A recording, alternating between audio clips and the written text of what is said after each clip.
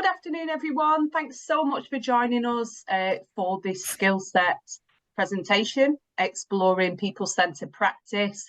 Please drop your name in and where you're from in the chat and what you'd like to get from the session today. And also, if you could drop in your experience of practically working in this topic area. Number one, no experience. Number three, lots of experience. It'd be great to just gauge how people are coming at this session today. So for those people who've just joined, please do put your name and where you're from in the chat, and we'll get started. So hello everyone, my name's Carly. I'm a senior consultant at the Audience Agency, and I have a background as a theatre practitioner working in community settings. I'm a white woman in my late 30s. I have brown wavy hair and I'm wearing a brown jumper. We had it planned today that our CEO, Anne Torrigiani, would co-deliver this session. However, Anne sends her apologies. I'm instead joined by my colleague Natelle from the co-creation and participation team. Hi everybody, so my name's Natelle. Like Carly said, I work in the co-creation and participation team alongside Carly and a few other consultants. My background is youth and community work across arts and youth settings, including schools. And just for the purpose of the recording, I am a brown woman and I've got curly hair and it's up in a bun on top of my head, and I'm wearing a fluffy jumper today. Fantastic. It was just admitting some more people there. Lovely stuff. So for those who've just joined, please say hello in the chat.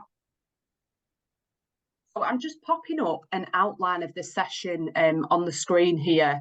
We'll be exploring what people-centered practice is and looking at 4 areas of practice, using examples and case studies to inspire some key practical takeaways and ways that you might approach this.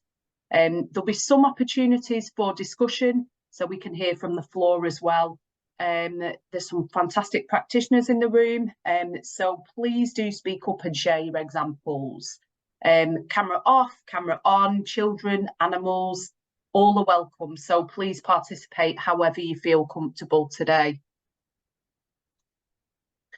So what is people-centered practice? People-centered practice is a process or a mindset that provides opportunities for co-creation and collective decision-making, coupled with and shared by values relating to mutual respect and social justice. So truly people-centered projects don't decide their outcomes in advance, but rather look for ways to involve people in creating solutions and addressing their needs and interests. There's a fantastic book here by Chrissy Tillett that explores these ideas, and within one of the chapters, Tillett notes how there is a strong consensus amongst practitioners and specialists that to use people-centered approaches in practice, you need both the right principles and the right process in place.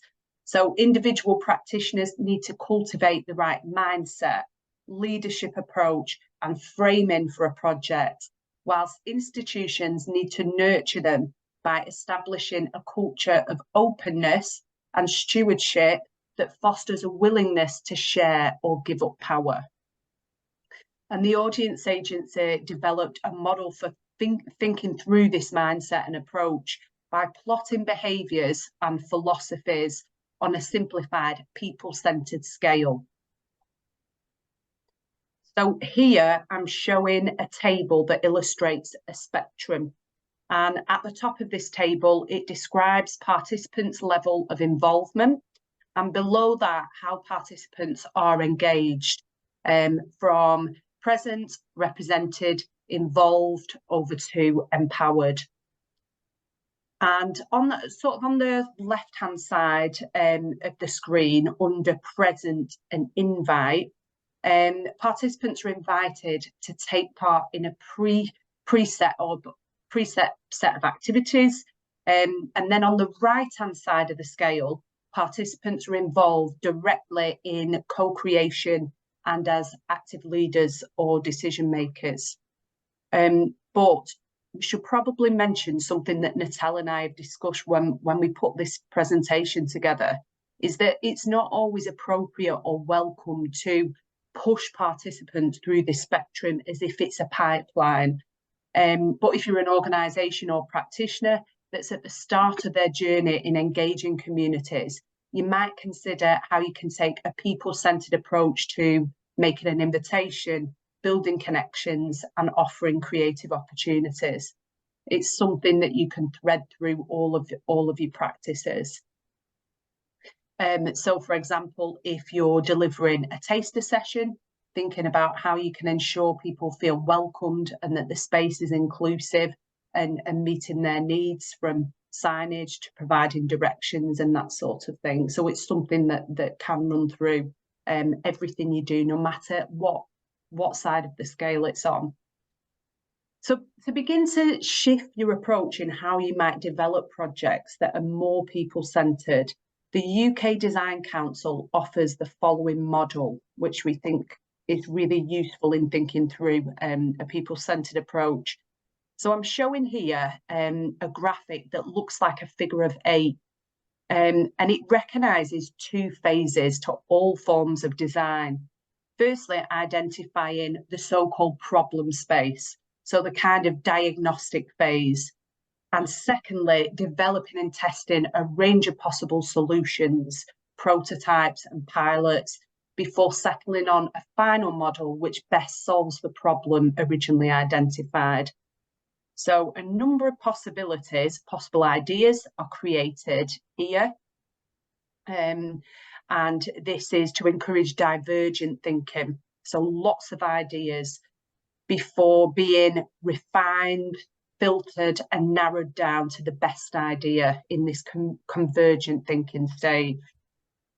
And this happens twice. So once to define the problem and once to create the solution. And this process is iterative. And this way of thinking ensures that ideas are many-voiced, tested, and that there's this feedback loop in place.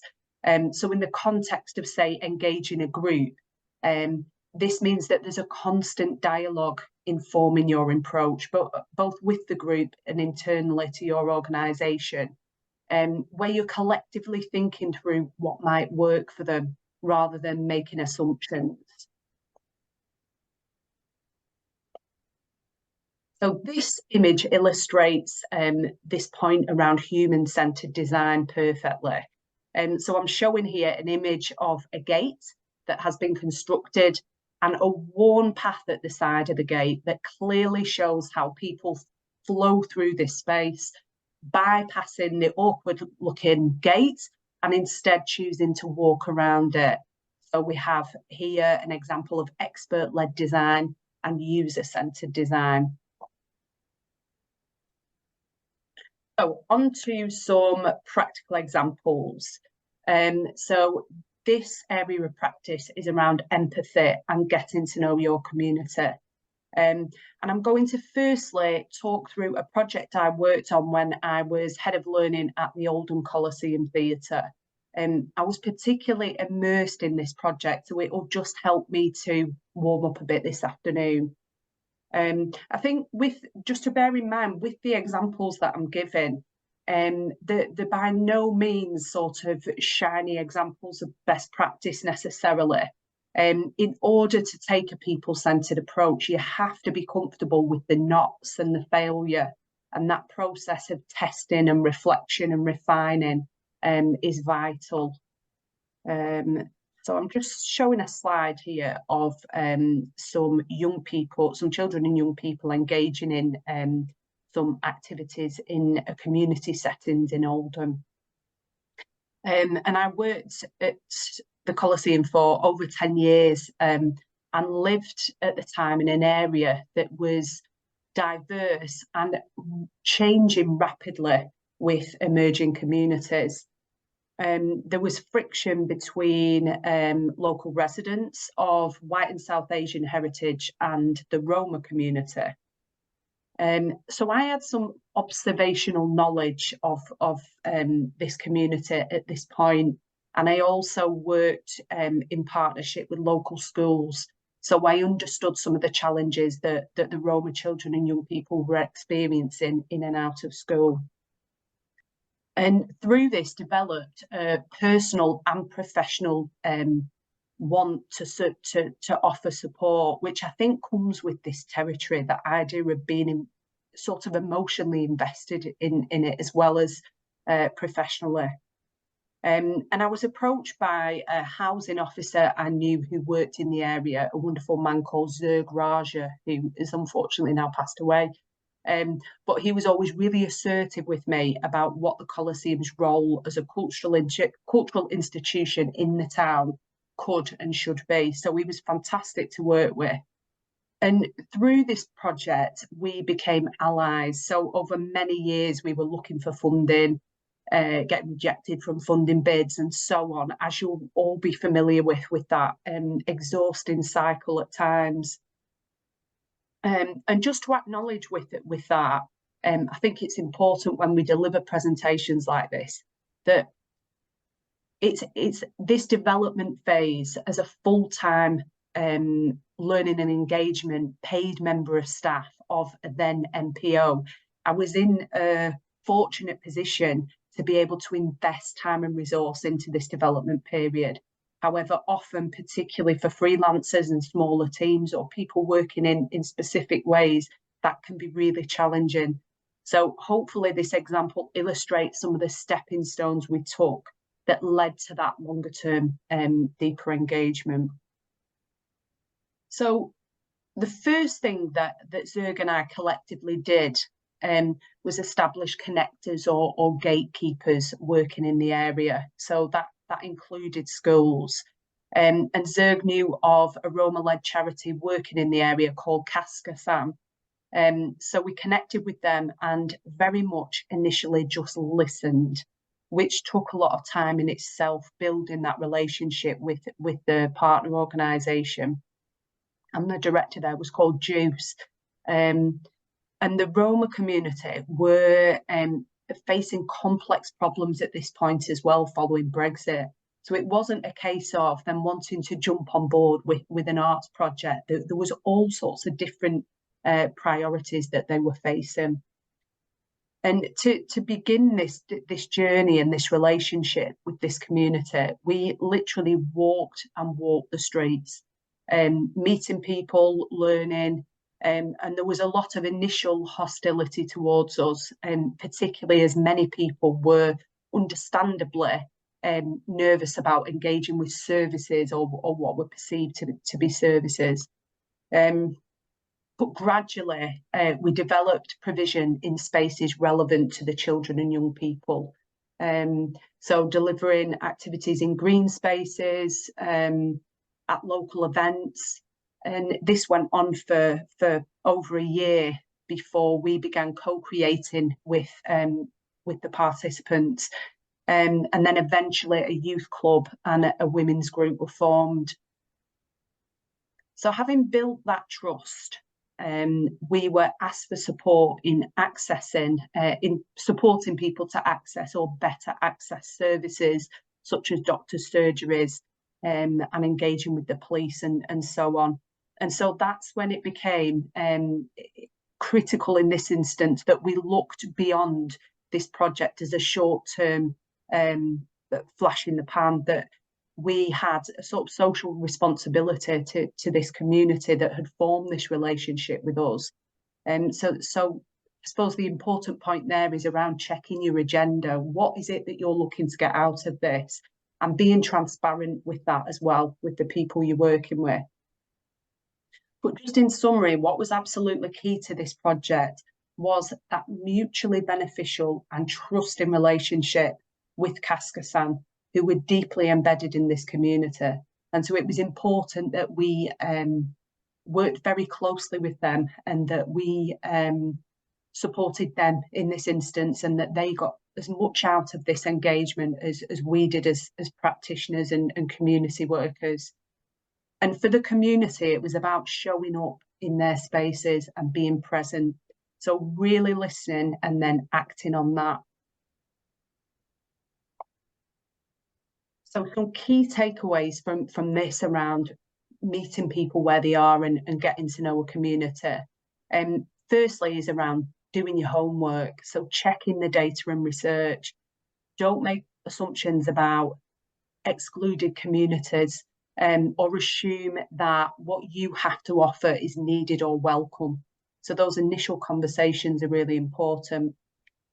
Secondly, who are your partners and connectors, and getting to know and support them people.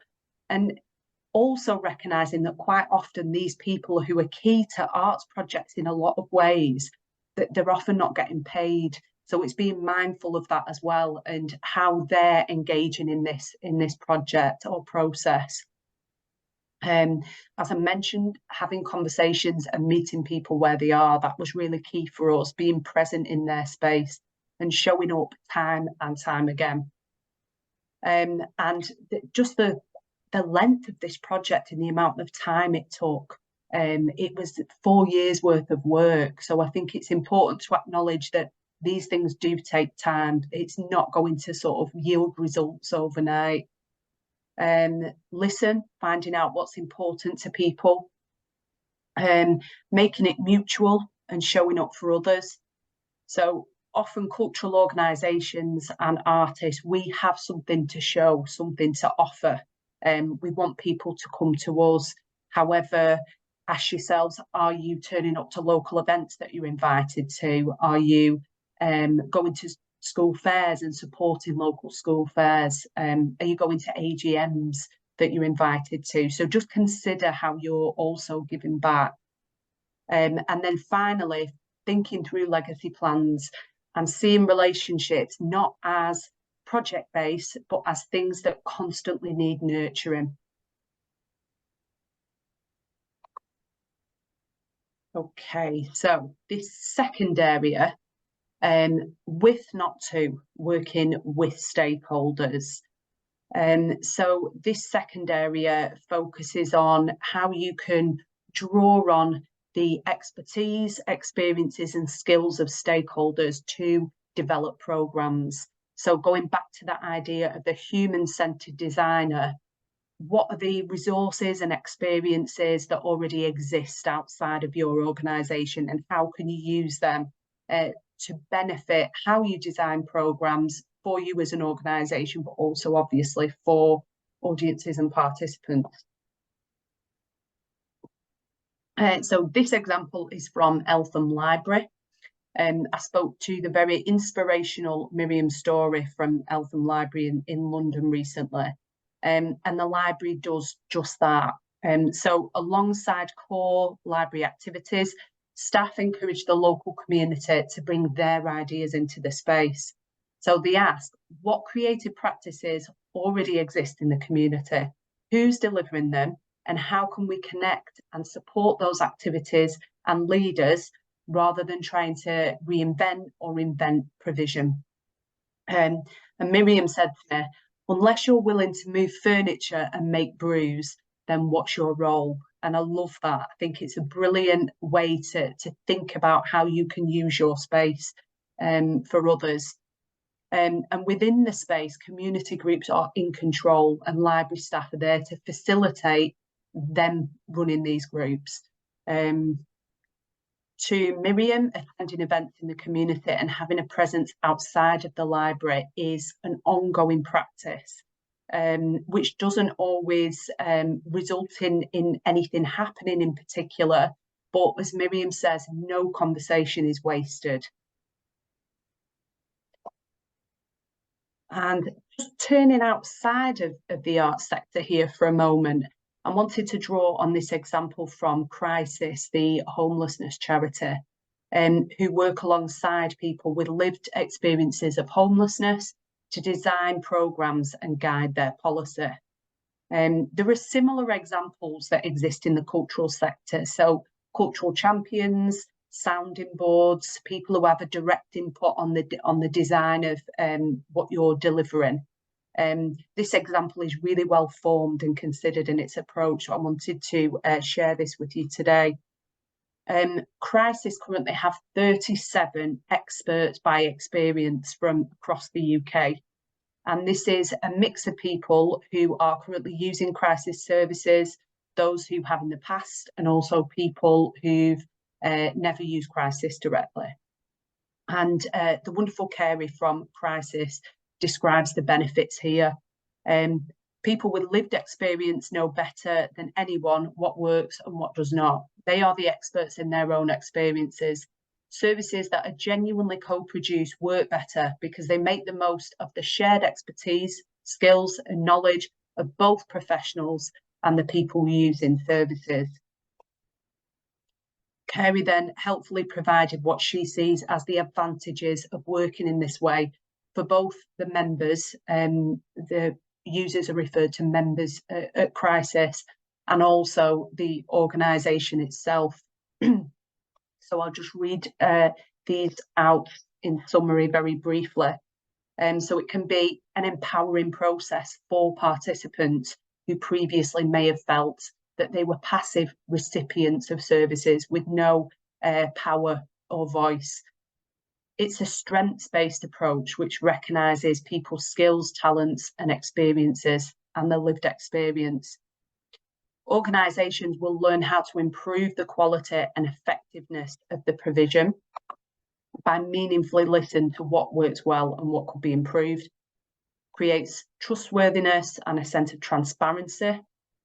It enables diversity in experience and opinion, and it demonstrates inclusion and equality within the organisation, and for the participants to utilise their existing skill sets and develop new ones, along with developing new relationships, confidence and resilience.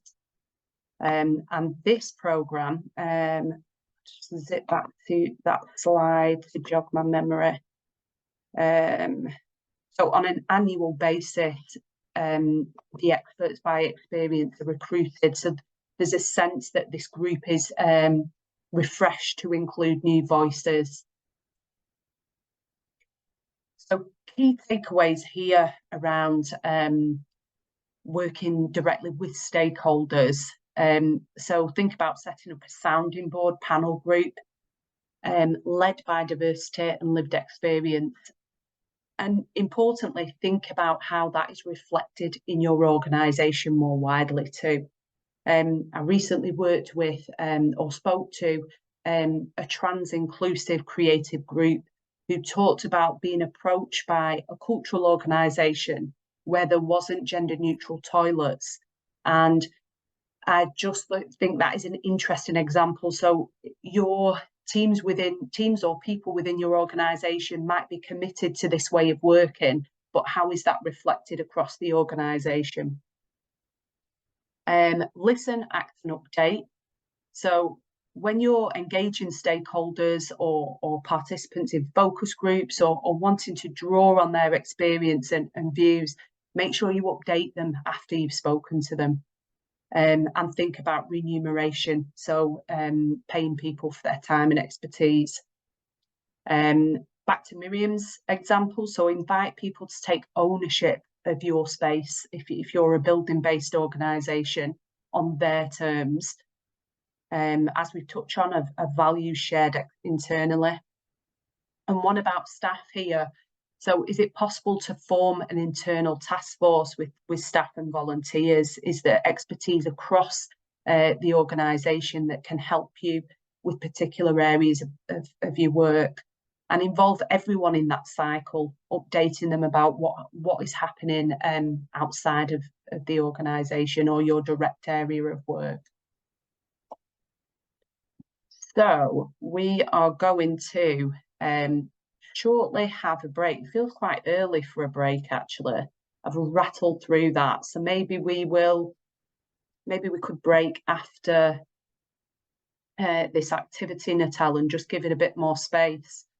So we've got an activity now where we were really keen to hear your thoughts and ideas.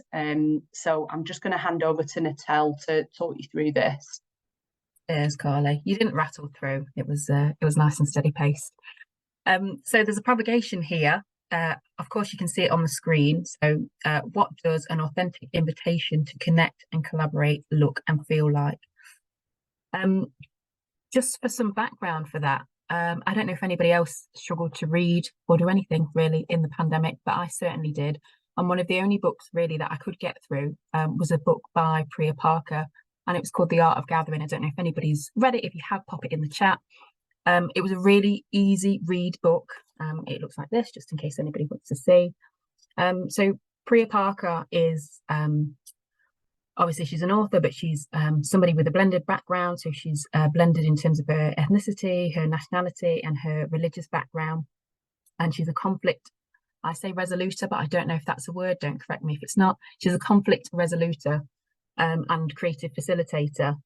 And essentially this book, in it, she argues that gatherings, and by gathering, she defines a gathering as any time 3 or more people gather for a shared purpose, which again is quite vague.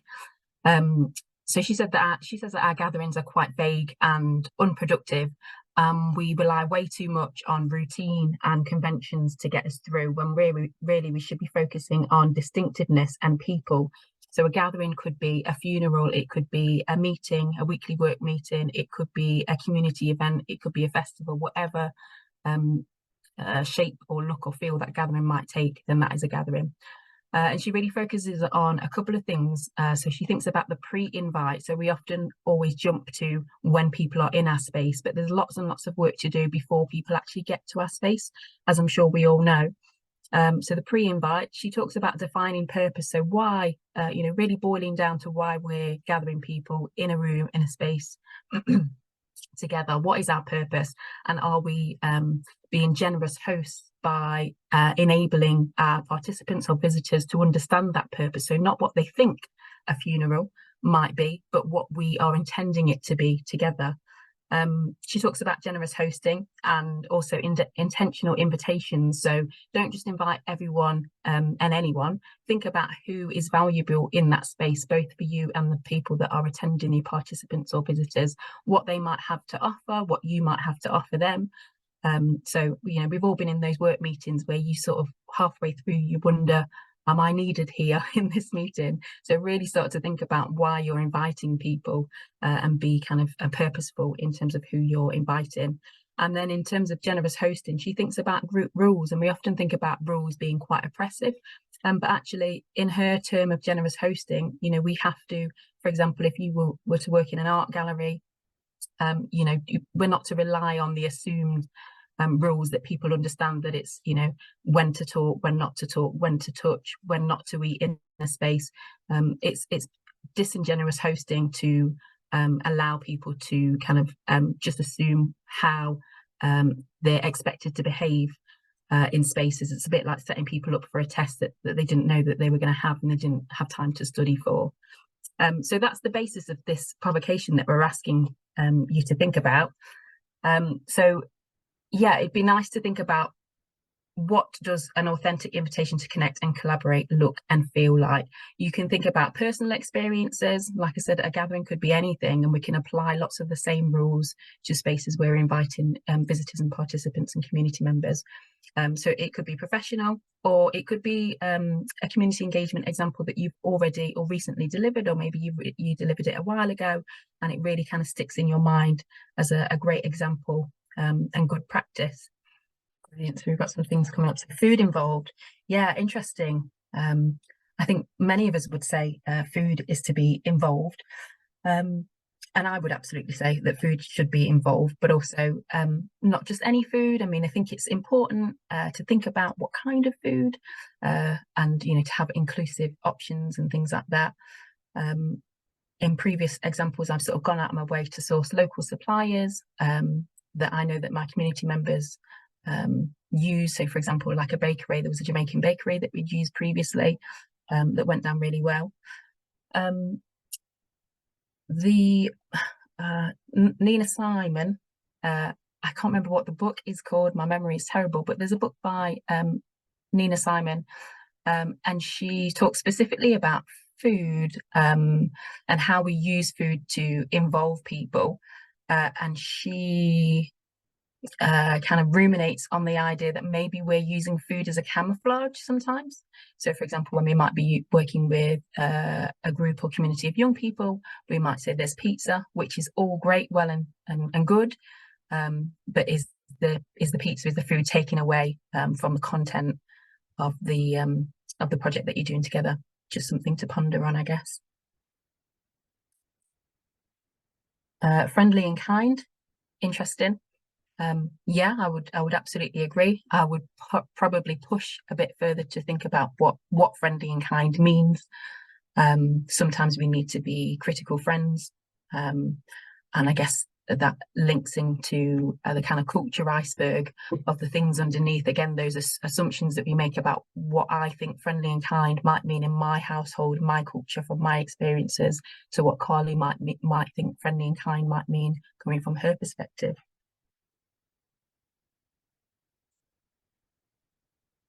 Human, transparent, and humble. Humble. That's I quite like that, actually. Yeah.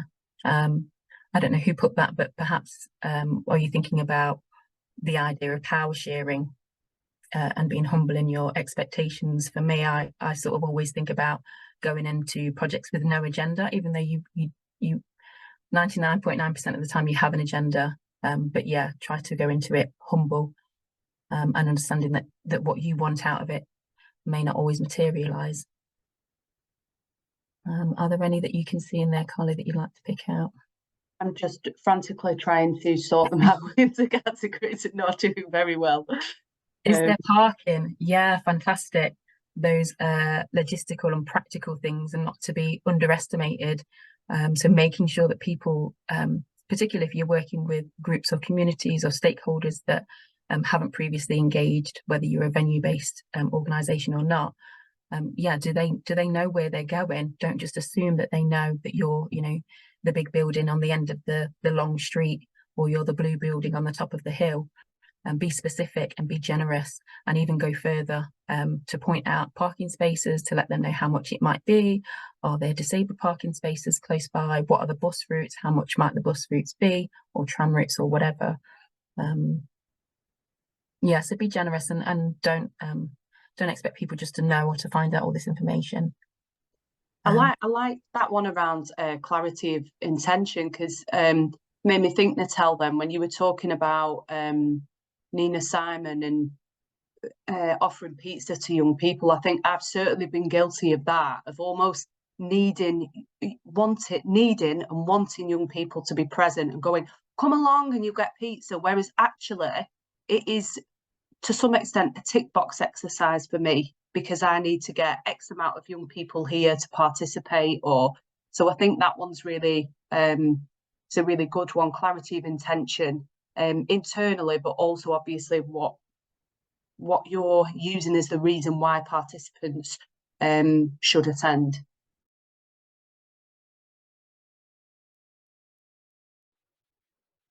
We'll share this Jamboard, and I promise it will be completely sorted out and readable when we do.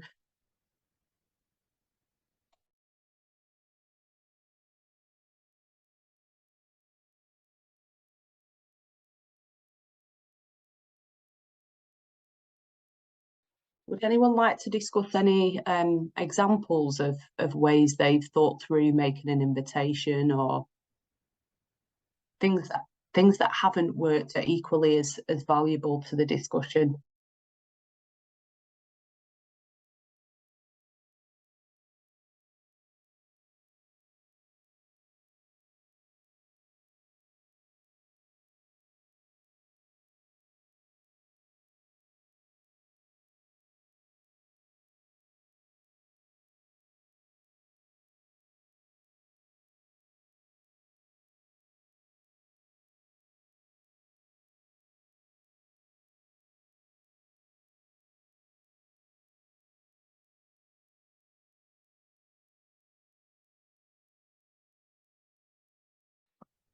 Inclusive practice. Oh, Natelle, you're on mute.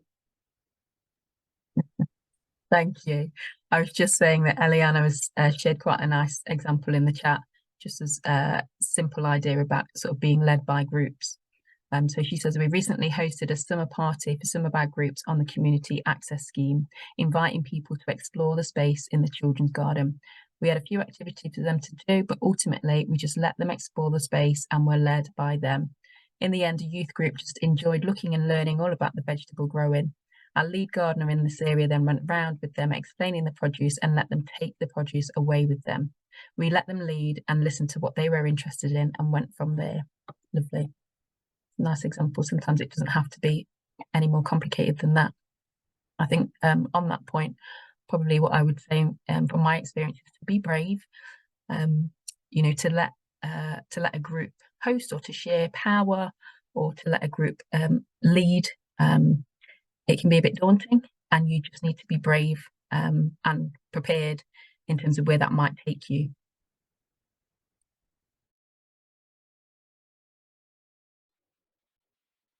Yeah, as I mentioned, I will properly sort these out by the time we share, because some of them are stacked, so we're not getting to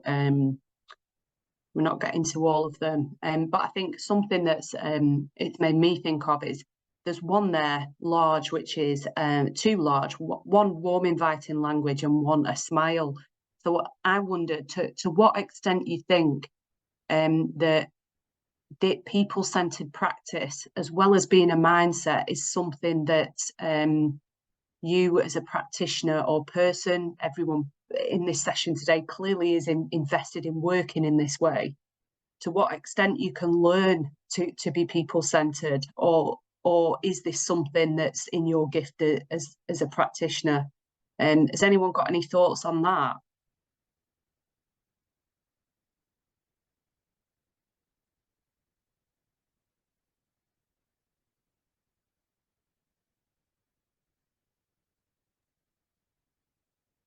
Hi, Yeah. Connie. I was going to say it was. I think it's a bit of both. I think, and it's sort of chicken and egg, isn't it? I think sometimes, you know, that interest in people and people's lives and a place and the people in that place, you know, might drive you into a particular project or kind of a work. But also there's lots to learn once you're in that space and learning from others. But I think also through that engagement, your appreciation of people and place grows as well. So I think it keeps feeding itself. Do you know what I mean? So yeah. Absolutely, I totally agree with that, Amanda. That I think when you're in this type of work, you do become more interested in working with people. And Natelle, you said something earlier actually which stuck with me when you said about you feel like people is part of your practice. Alongside your artistic background, working with people is very much part of what you do and how you see yourself as a practitioner. So that feeds into what Amanda's talking about. Thanks for sharing that, Amanda. Got the screen up, so I can't see hands up, but would anybody else like to share any examples or thoughts at this stage?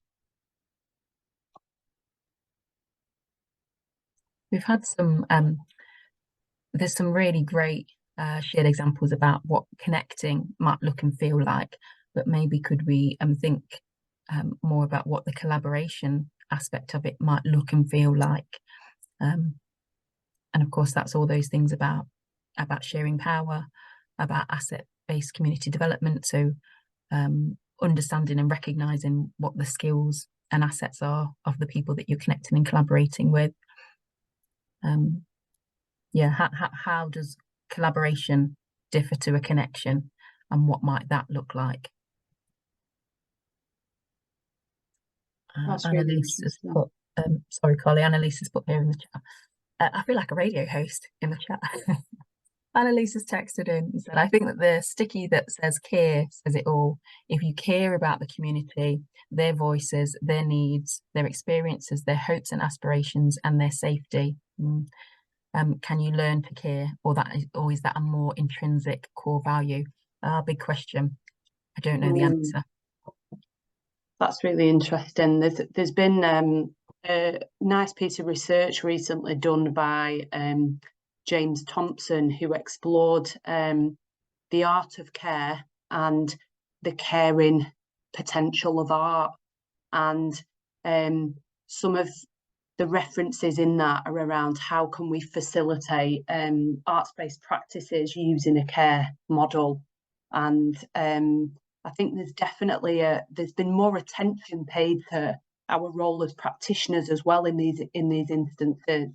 So I think as important as it is to consider the needs of participants that we're working with in these settings, it's sometimes the emotional labour involved in that for practitioners can be quite difficult.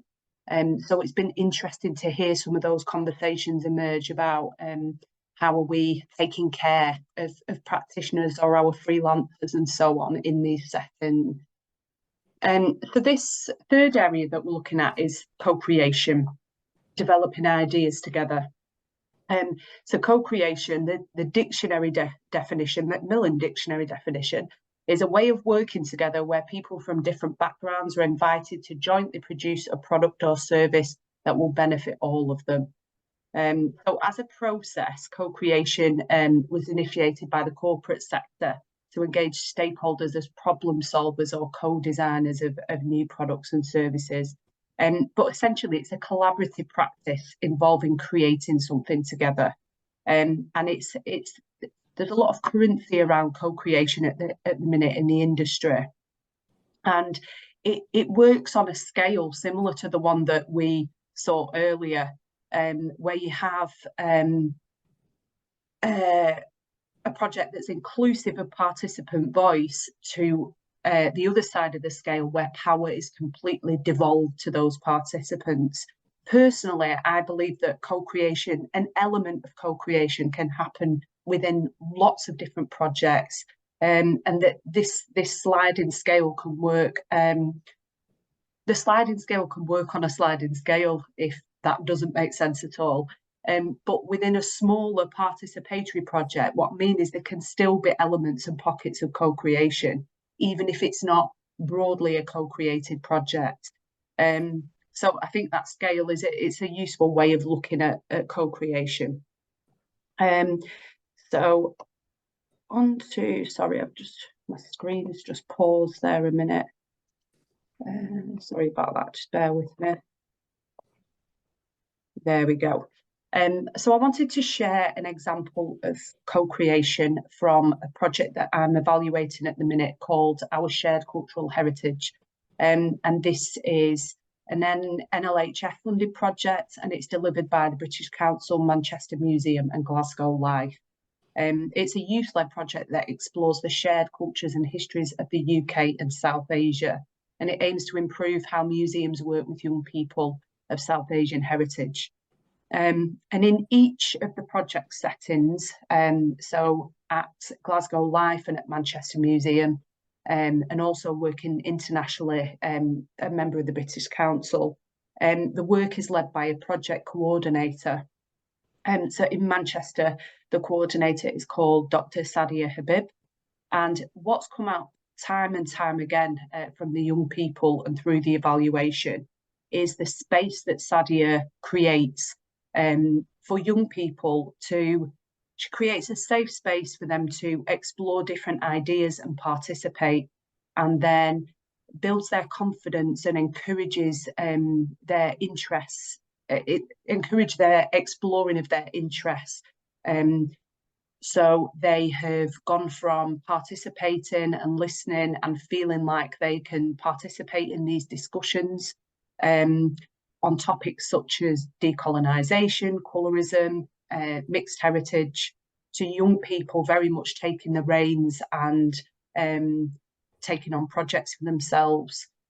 So this image here, I will, when I share this PowerPoint, give credit to the young person whose image this is, but she was a member of the collective, the group of participants at Manchester Museum, and she explored through a piece of action research the first makeup that she was given as a young person when she, say, went into MAC, the colour match that was given to her, to the foundation that she wears now.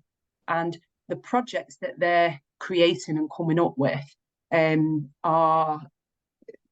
very thought-provoking, and they're making waves in the museum but also encouraging other young people to join in. Key to this in this context is the coordinator's relationship with the young people. So the coordinators are of South Asian heritage, and the young people very much feel like they can share in this space with the coordinators who have the similar lived experiences and obviously heritage. They share those aspects of their identity.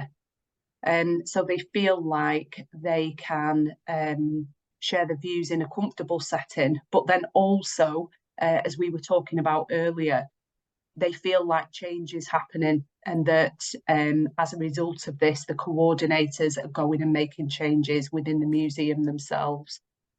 So advocating internally for that group and also externally. Embedding work of this kind across an institution more broadly can be a challenge, but there's been a ripple effect because of this practice in other areas, which is a real benefit of co-creation. So young people are panelists at interviews for senior roles at the museum, and there are more equitable practices around payment for young people and remuneration as a result of these projects.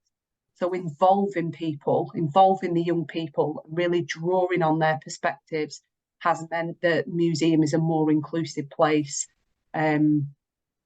So that's an example I wanted to just touch on there. We could go into more detail about co-creation, and there will be time for that in the discussion. I think you may have mentioned, Natelle, somebody talking in the chat about practical ways to collaborate, and what does co-creation look like in practice? That might be an interesting topic for us to pick up in a moment. So key sort of takeaways around from this case study, as was mentioned on the Jamboard, communication around the intentions and the ethos of the project is vital.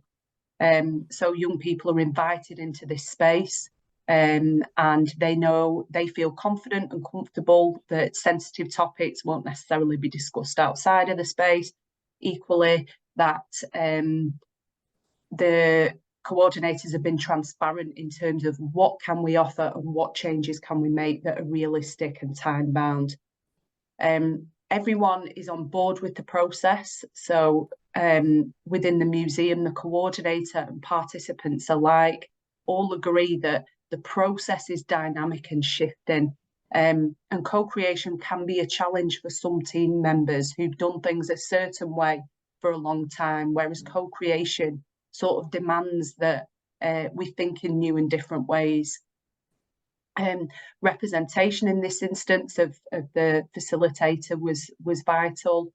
And just some more general notes, getting comfortable with the shifts when working with participants. And if you're drawing on many voices, getting comfortable with ideas you wouldn't necessarily select being taken forward.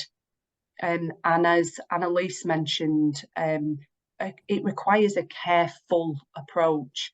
So things like safeguarding, signposting, consideration of topics that can be challenging for people. So there's an element of care within this practice. And finally, they're not making assumptions about people and their backgrounds and interests. So just moving on now to the final area that we're going to look at, which is co-evaluate. So evaluating with people. So whose success is it, and how can we learn together? So at the Audience Agency, Natelle and I lead a lot of evaluation projects, and quite often this involves co-created evaluation, which means we involve participants right from the offset.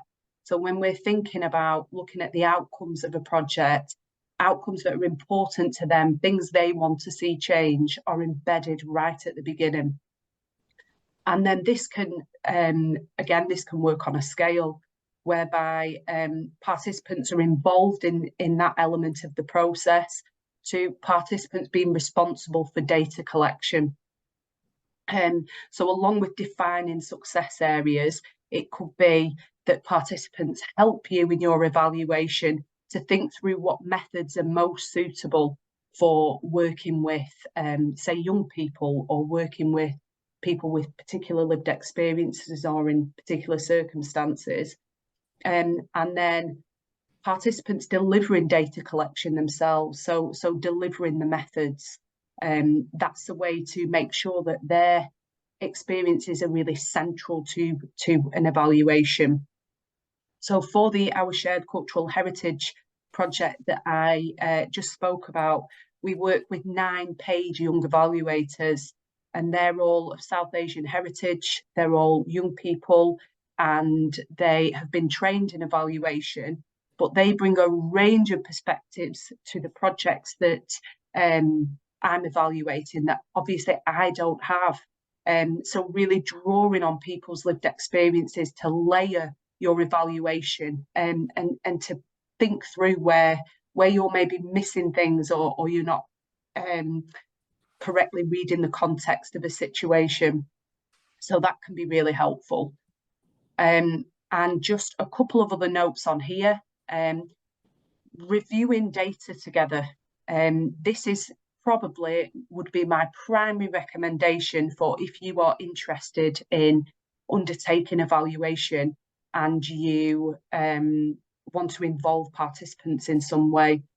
If you have undertaken a write-up, or you're compiling a report of some kind, if you reflect back your findings to them, you'll find the findings shift in really interesting ways, whether that's layering more experiences, countering what you think has happened, and also providing additional context. So Mark Robinson, who wrote the book, I think Tactics of the Tightrope, I'll make sure we put this reference in with the resources that we send to you, talks about playback. So playing ideas back and then sort of checking and refining your findings. Using this approach, you've got to work harder to listen to quieter voices, and finding ways to tell a story in a particular group's own terms. So rather than evaluating them or talking about a project, talk to them about how they would like to share the findings, and in what formats would they find it most useful. Because quite often, as we know, evaluation reports will sit on a shelf, and those people won't have access to the knowledge that they've contributed to. So interpreting and then sharing in formats relevant is a useful way to centre people in your work at this stage. And as I said just then, be open to conclusions that take you in a different direction. So by involving people in that analysis stage, you'll find that you have new perspectives and things that you haven't considered.